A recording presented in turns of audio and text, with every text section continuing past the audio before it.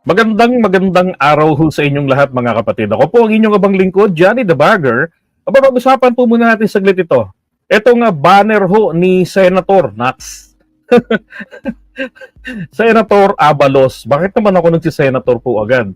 Hindi ho ba sa survey, di ba sinasabi na yung mga makachina na kandidato, naku ho, malamang sa malamang, na malamang, talo sila sa darating na halalan. Di ba, Mar TV Bawalan? Matatalo po sila. Sapagkat, di ba, JBM, ang mangyayari nga ang mga Pilipino gusto nila o yung concern po na para sa interes ng ating bayan, tagumpay mo si PBBM na maitanim ito sa isip at puso ng mga Pilipino. Hindi katulad nung nakaraang administrasyon. Di ba? Na sabi nga sa inyo, Putrakis, kahit na ako na isang aktivista, napaniwala na itong ginagawa niya sa China ni Duterte, ito ay taktika lamang. Di ba? Just simply playing around. Ginugulangan ng China, yun pala naman po siya, binenta na pala tayo indirectly. Di ba? Hindi literal na benta. Di ba? Pinaubaya na tayo. So, now, going back dito kay Abalos, ayaw ko hunong una kay Abalos na bilang kandidato ng administrasyon kasi nga like itong stand ni Mami Peng na ito ay alagad ni Duterte, kung di ako nagkakamali sa MMDA ito, di ba, dati. Pero nung mapansin ko na yung mga achievements, yung drug haul, di ba, nahuhuli nila tapos consistent naman sila, and then eto namang yung crime rate bumababa, tanging mga DDS lang talaga ang hindi ko maisip na parang bangag na nakakita lamang ng kapirasong papel, kapirasong pin, 'di ba? Droga na agad ang nasa utak. Nakakita ng payat ng ngiwi o nakaganon, lubugan pa nga, katakot-takot na ang nervyos nila. 'Di ba? Ngayon naman, ito na naman po ang ginawa nilang kabulastugan. Arehong banner ni Senator Abalos, ginawa po nilang ganyan, no? Kalaban, inedit nila, kalaban at kriminal, Ben-Hur Abalos. Yan. So, ginawa ko po kahapon, pinuntahan ko po ito. Kahapon ito lumabas Pinuntahan ko ito kanina. Yan, yung unang lumabas ito rito sa Red Edit. Sabi rito, finally an honest billboard. Diba? SOCMED PH. Yan. So, hinahanap ko yan kagabi. Sabi ko, saan kaya itong lugar na ito? Yan. So ngayon, pinuntahan po natin. Siyempre, minutor natin kanina yan. O, eto po.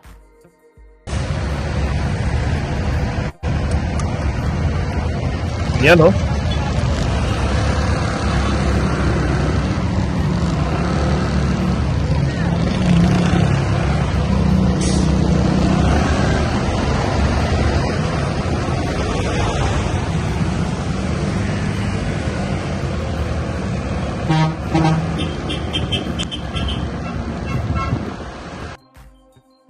Yan. At yan po ay dyan yan sa may Commonwealth Avenue. Yan. Ang liwa-liwanag ang nakalagay kalaban, 'di ba, ng kriminal. Ang liit pa nga nung engine na yan Doon sa ginawa nila, nilakihan nila. Oh, yung T, tapos yung T mali pa yung pagkaka-level, dapat medyo naka-incline. 'Di ba? So ako tinignan ko talaga para ma-debunk natin ito ng maayos na kasi yung iba inedit lang nila yung ginawa nila katulad niyan.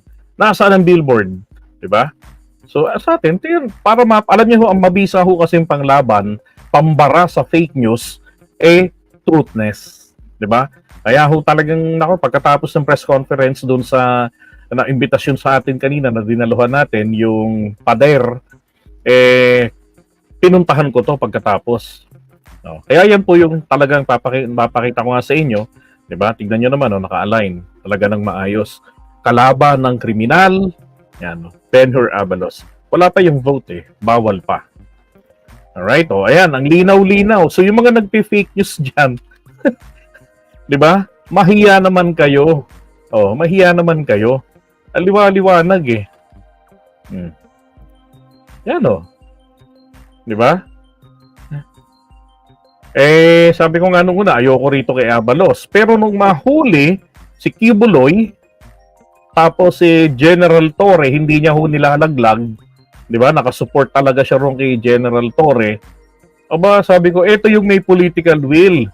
Oh, sabihin man natin dating tauhan ni dating Pangulong Duterte, 'di ba? Ang loyalty niya nandoon, hindi niya finock up yung kanyang trabaho. Kayong nandito siya sa bagong administrasyon, at sabi nga ng mga matagal lang nakakakilala sa kanila ni PBBM, magkaibigan yan. Kaya naman pala ho, naalala ko, nag-flashback sa aking isipan, just now, yung proclamation rally ni PBBM, doon po sa may kanto ng Shaw Boulevard, meron kasing mall doon nakalimutan ko yung pangalan, may call center doon. Nag-apply ako dati doon. Kaya lang mababa yung offer. So parang kalahati lang talaga ng usual na binabayad sa akin ng ibang malalaking call center. Malaki rin naman yun, kailan makunat. So doon po sa gilid doon, ginanap yung isa sa kanyang proclamation rally, di ba, ng Uniteam. Now, noong 2016, si Abalos din pala ang nag-provide ng venue na yun, same venue. Naalala ko yung sinabi ni PBBM ng proclamation Doon din yung lugar na yun. Parang meeting di avance yata niya doon. Sabi ko, okay. Diba? At natutuwa naman po ako, the more na binabalasubas nila si Abalos, pumasok ito sa top 10, sa top 12. Kung na nagkakamali, nasa top 9 na siya sa isa sa mga surveys. Diba? And this guy is pro-Philippines, pro-WPS na ito para sa Pilipinas, sa mga Pilipino. Ganda-ganda ka tingnan pagkagabi Gabi ko nga sana balak tuntahan, kaya lang baka mamaya antukin na ako. Hindi na ako makakapag-livestream. Ito naman po ang kuha ng ibang tao kagabi. Okay, so ang liwanag, kalaban ng kriminal. Amen. Totoo naman. Huli yung mga dapat na mahuli. Di ba? Ang nakakatuwa pati, hindi tawag dito, talagang tinutodo niya ng effort. Sabihin man natin gumastos doon ng eroplano, sabi niya lang daw yun, hiram niya, ewan ko. 'Di ba? Yung pagsundo kay Alice Goo sa Indonesia, baka mamaya makatakas pa Ayun, campaign manager. Ay tama. 'Di ba? Ng Uniteam si Benhur Abalos noong 2022. Yun Alright? Grabe. Alam niyo kung bakit ganyan sila kalalakas ang loob mag-abu-abuso? Katulad nito, katuwiran ni Crisette Laureta Chu. Ito yung katuwiran ng mga mga fake news peddler mga DDS. Ito, yung sinabi kasi ng Korte Suprema na ito sabi rito, the Supreme Court emphasized that statements against public officers does not or do not constitute oral defamation or slander by deed. Okay? So, ibig sabihin po nito, ang mga pananalita raw po diyan laban sa mga taong gobyerno, sa mga politiko, ito raw po, hindi po ito libelous. Okay? Di puntahan natin sa ibaba. Ito yung masyado nilang inaabuso. So, sa GR number 246824, Labargan versus People, ayan Supreme Court statements against public officers not slanderous when related to the performance of official duties. However, merong however and every rule, there is exception. Sabi dito, ipinagdiinan daw po ng Korte Suprema na yung mga pananalita laban sa mga taong gobyerno, mga public officers, hindi raw po ito, may sinabi ka sa kanila na masakit, gano'n. Basta't may kinalaman sa performance po ng kanilang trabaho, ay hindi raw po ito libelous. Okay? Hindi raw po ito mapanirang puri. Halimbawa, sinabi mo, putragis, palpak itong politikong ito. Ito, palpak talaga ito. Dapat dito naiimpyerno. Kasi isipin nyo, yung kalsada na maayos, binuntas nila. Yun, yung ganon. So, okay lang po yun. Wala akong problema doon. Pero ang sabi ng Korte Suprema nga ay ito, unless done maliciously. Halimbawa, ginamit mo, pinuna mo, katulad nung ginawa ni Naka Eric noon, Martin Romualdez, hindi ba? Anong sabi nila noon? Nagtatanong lang daw sila. Pero ang akusasyon na dinaan sa pagtatanong bayan ay simple lang. Gumastos na daw po ito ng 1.8 billion. First quarter pa lang ata noon. O second quarter pa lamang ng taon. At ganun nakalaki yung sinasabi nila. Ang source ay isang NPA din na nagtatrabaho sa Senado bilang staff ng isang lady senator. Na todo protection ang ginawa ni Ka Eric Celeston. Oh. 'Di ba? So may kinalaman sa performance of duty ni Speaker Martin Romualdez. Yung mga pagbiyahe. Yes, meron. Pero ano po yung malis doon? Ang malis po doon is the fake news. Okay? Yung maling impormasyon na ipinagpipilitan mo samantalang ikaw mismo when you receive the info, hindi mo binerify. 'Di ba? Kailangan i-verify mo 'yun kung talagang kayo yung mga media. I-verify mo totoo ba 'to? Maski naman ako, ayokong nasusunog ako eh. Kung ako ma-fact check ng ibang network, kaya kong bumuelta sa kanila. And that happened to me once. Twice pala. Yung 203 billion o billion pesos daw na estate tax ni Apo Lakay.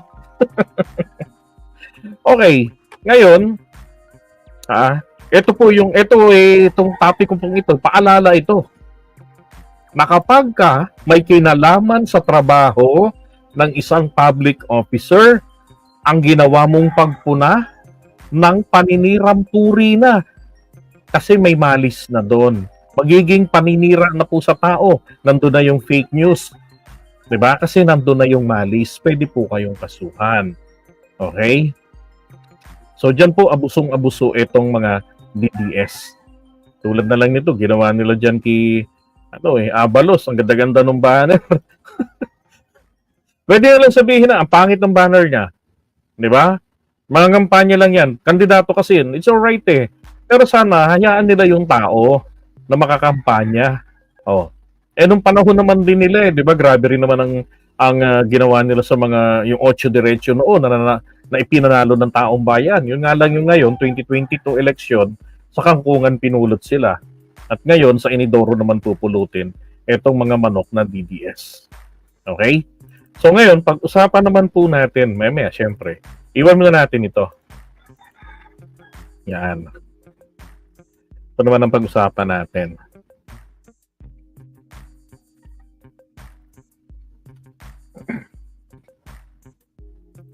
Sabi na Ricardo Hernandez. Sana buwagin na yung Senado at party list.